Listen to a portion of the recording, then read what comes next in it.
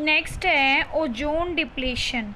Ozone depletion क्या है? Ozone depletion का मतलब है जब ओजोन की लेयर डिप्लेट हो जाती है। किसकी वजह से? मैन मेड क्लोरोफ्लोरोकार्बन की वजह से जब ओजोन की लेयर जो है वो डिप्लेट हो जाती है, डिस्ट्रक्ट हो जाती है। ठीक है, इसके कारण क्या है, क्या एक्टिविटीज़ हैं जिसकी वजह से क्लोरोफ्लोरोकार्बन बना रहे हैं, एक तरह से बन रही है। तो क्या है, फर्स्ट की जो हमारा कूलिंग सब्सटेंस होते हैं, जैसे हमारा फ्रिज है या एसी है, वो हमारा जो है क्लोरोफ्लोरोकार्बन छोड़ रहा है एक तरह से। इसके साथ ही जो कि आपके फायर एक्सटिंग्विशर्स होते हैं, ठीक है, उसमें भी क्या होती है, एक तरह से ब्रोमोफ्लोरोकार्बन होती है। ठीक है, ये भी एक तरह से क्या, किसका रीज़न है? ओजोन डिप्लेशन का रीज़न है। नेक्स्ट है आपका मेन इफ़ेक्ट्स क्या हैं ओजोन डिप्लेशन के। सबसे पहला है कि जो यूवी रेडिएशंस हैं वो स्किन कैंसर का रीज़न हो सकती हैं। ठीक है, इसकी वजह से क्या होता है, एक्वेटिक ऑर्गेनिजम्स जो कि ऑर्गेनिजम्स वाटर में रहते हैं वो एक तरह से डेंजर जोन में हैं। थर्ड क्या है, इससे जो टेरेस्ट्रियल प्लांट्स है, प्लांट्स की ग्रोथ पे भी अफेक्ट होता है। सो हमने कहा ओजोन डिप्लेशन की वजह से क्या होता है, स्किन कैंसर, ठीक है, एक्वेटिक ऑर्गेनिजम्स जो होते हैं वो खतरे में हैं, और इससे जो हमारे टेरेस्ट्रियल प्लांट्स हैं उनकी ग्रोथ पर भी इफ़ेक्ट आता है।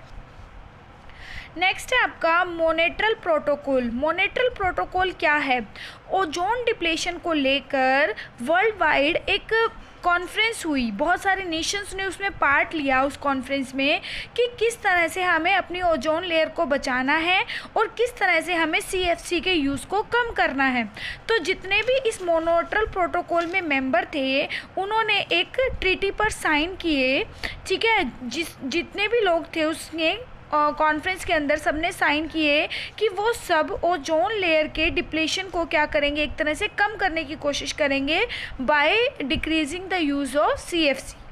ठीक है, under the Montreal protocol all the signing member agree to freeze the consumption and production of CFC। इसके अंदर जितने भी मेंबर थे सबने कहा कि हम CFC के यूज़ को क्या करेंगे, कम करेंगे। इंडिया ने भी इस पे साइन किए। कब साइन किए? लंदन अमेंडमेंट हुआ था 1992 में, तब इंडिया ने इस पर साइन किए। So Montreal protocol is a treaty signed by all the members to control the CFC, use of CFC। Next है इंडिया का एनवायरनमेंट कैसा है। इंडिया के एनवायरनमेंट में हमारे यहाँ पे डेक्कन प्लेट्यू है, ठीक है, जहाँ पर टेक्सटाइल इंडस्ट्रीज़ इसी वजह से हमारे यहाँ पर ज़्यादा है।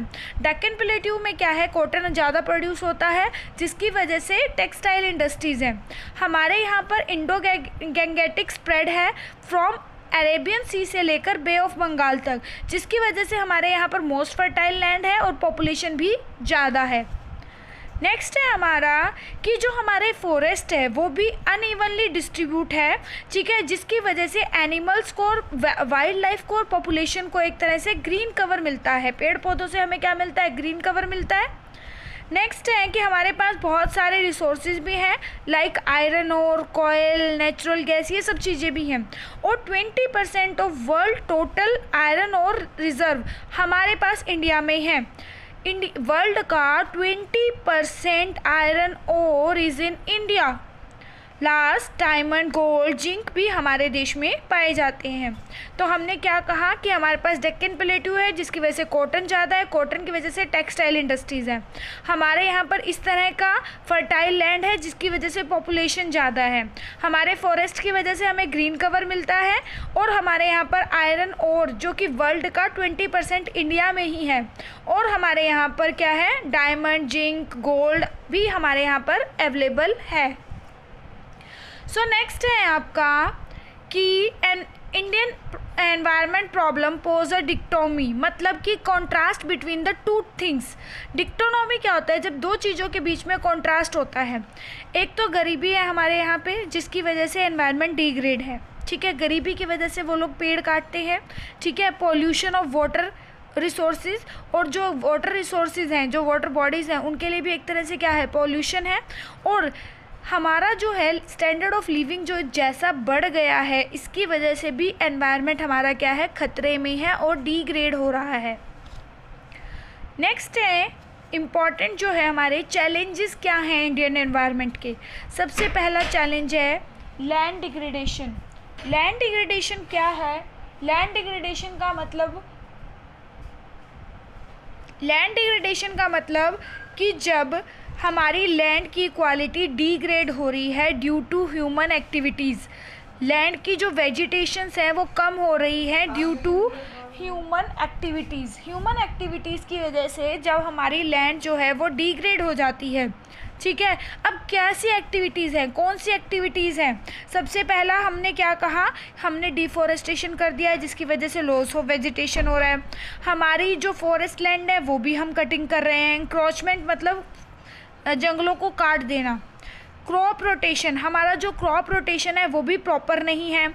हम एग्रीकल्चर में केमिकल्स का यूज़ करते हैं, फर्टिलाइज़र्स का, पेस्टिसाइड्स का यूज़ करते हैं। ठीक है, और हमारा जितना ग्राउंड वाटर जनरेट नहीं होता उससे ज़्यादा हम उसका यूज़ करते हैं। सो हमने क्या कहा, land degradation means decrease in the quality of land due to human activities, and human activities are like improper crop rotation, encroachment of forest land, loss of vegetation due to deforestation, and use of chemical fertilizers in agriculture. Moreover, use of more water than the generation of water. Next is deforestation. Deforestation जंगलों को काटना, ज़मीन को use करना, deforestation है। इससे क्या हमें फ़ायदा नुकसान है? डिफॉरेस्टेशन से जब जंगल कट जाएंगे तो हमारा जो इकोलॉजिकल बैलेंस है वो हमारा क्या हो जाएगा, डिस्टर्ब हो जाएगा, और हमारा जो जल्दी जल्दी क्या हो जाएंगे, फ्लड आएंगे, और हमारा क्लाइमेट चेंजेस भी बहुत ज़्यादा होंगे। जैसे आपने देखा अब क्या है, विंटर बहुत कम हो चुकी है, समर ज़्यादा हो चुकी है, पता ही नहीं चलता कब कैसे कौन सा मौसम आ जाता है। तो climate changes due to deforestation. Next है आपका सॉयल इरोजन। सॉयल इरोजन क्या है? जब सॉयल की और टॉप सॉयल जो होती है, सॉयल की, हमारी मिट्टी की टॉप सॉयल जो होती है वो बह जाती है और मिट्टी टूट जाती है, तो उसको हम बोलते हैं सॉयल इरोजन। ठीक है, surface soil is washed away. ऊपर की जो अच्छी वाली सॉयल है वो तो चली जाती है, वॉश हो जाती है due to rain and flood. अब इसका रीज़न क्या है सॉयल इरोजन का? डिफॉरेस्टेशन। एक तो हम पेड़ों को काट रहे हैं, दूसरा जो पेड़ों को काट रहे हैं या सॉयल इरोजन हो रहा है उसकी वजह से जो मेन न्यूट्रिएंट्स हैं वो भी बह जाते हैं, और हमारी जो फार्मिंग है वो भी कैसी है, डिफेक्टिव है, सही नहीं है। इसकी वजह से भी क्या होता है, सॉयल इरोजन होता है। नेक्स्ट है हमारा बायोडाइवर्सिटी लॉस।